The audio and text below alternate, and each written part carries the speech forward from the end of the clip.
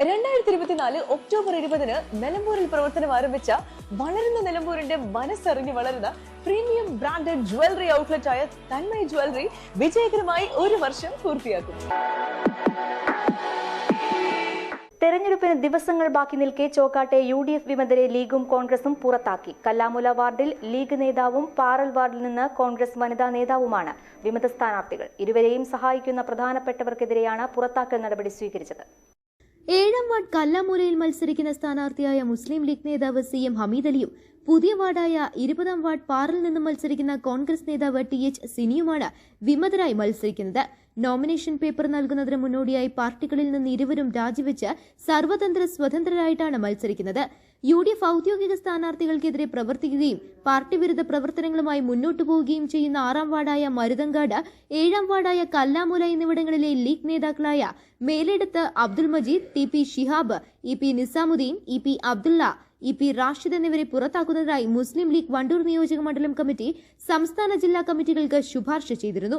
ഇത് പ്രകാരം ഇവരെ മുസ്ലിം ലീഗ് പാർട്ടിയുടെ പ്രാഥമികാംഗത്വത്തിൽ നിന്ന് പുറത്താക്കും.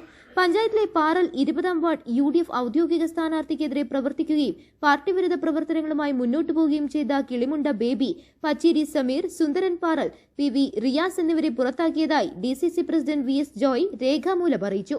കല്ലാമൂലയിലും പാറലിലും വിമത സ്ഥാനാർത്ഥികളേറെ മുന്നേറിയതായിട്ടാണ് വിലയിരുത്തൽ. മുൻവർഷങ്ങളെ അപേക്ഷിച്ച് ഈ തവണ പാർട്ടി പുറത്താക്കൽ നടപടികൾ കർശനമായി നടപ്പാക്കും. ചുരുങ്ങിയ പക്ഷം 6 വർഷത്തേക്കായിരിക്കും പുറത്താക്കൽ നടപടി. ചോക്കാട് ഗ്രാമപഞ്ചായത്തിലെ 20 വാർഡുകളിലും UDF വളരെ ഉഷാറായിട്ട് പോകുന്നുണ്ട്. 2-3 വാർഡുകളിൽ ചെറിയ പ്രശ്നങ്ങളുണ്ട്. നേതാക്കന്മാർ ഇടപെട്ടുകൊണ്ട് വരും ദിവസങ്ങളിൽ വളരെ സജീവമായി UDFന്റെ പ്രവർത്തനങ്ങളുമായിട്ട് മുന്നോട്ട് പോകും. ഇപ്പോഴത്തെ അവസ്ഥയിൽ എല്ലാ വാർഡുകളിലും അനുകൂലമായ ഒരു പ്രതികരണമാണ് വന്നുകൊണ്ടിരിക്കുന്നത്. ചോക്കാട് പഞ്ചായത്തിലെ 20 വാർഡുകളിലും UDF വിജയിക്കുന്ന ഒരു സാഹചര്യമാണുള്ളത്. അതുമായി ബന്ധപ്പെട്ടുള്ള പ്രചരണ പ്രവർത്തനങ്ങൾ വരും ദിവസങ്ങളിൽ വളരെ സജീവമായി മുന്നോട്ട് കൊണ്ടുപോകും.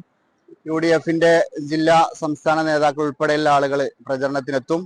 ജില്ലാ പഞ്ചായത്തിന്റെയും അതുപോലെ ബ്ലോക്ക് പഞ്ചായത്തിന്റെയും ഗ്രാമപഞ്ചായത്തിന്റെയും ഒക്കെ സ്ഥാനാർത്ഥി പര്യടനം ഉൾപ്പെടെയുള്ള പ്രചരണ പ്രവർത്തനങ്ങൾ അടുത്ത ദിവസങ്ങളായിട്ടുണ്ടാവും. 2-3 വാർഡുകളിൽ ചെറിയ അഭിപ്രായ വ്യത്യാസങ്ങളുണ്ട്. അതുമായി ബന്ധപ്പെട്ടുകൊണ്ട് പാർട്ടി വിരുദ്ധ പ്രവർത്തനം നടത്തിയ ആളുകൾക്കെതിരെ 4 പേർക്കെതിരെ കോൺഗ്രസ് പാർട്ടി നടപടി സ്വീകരിച്ചിട്ടുണ്ട്. News bureau, Chokkad. സ്വന്തം ഹൈസ്പീഡ് ഇന്റർനെറ്റ്, നമ്മുടെ സ്വന്തം ഇന്റർനെറ്റ്.